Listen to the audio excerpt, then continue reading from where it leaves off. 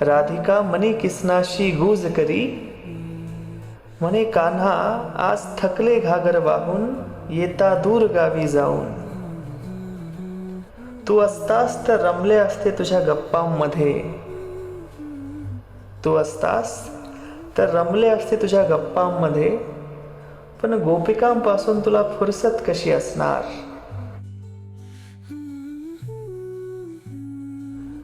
आणि मग मंद झुळूक वाऱ्याची होऊन आला, बासुरीच्या मधुर सुरासंगे मनमोहन आला. झोका घेई हरिप्रिया, शीन सारा हवेत विरला. सोबती मुकुंद असता, सुखावली कृष्ण वल्लभा.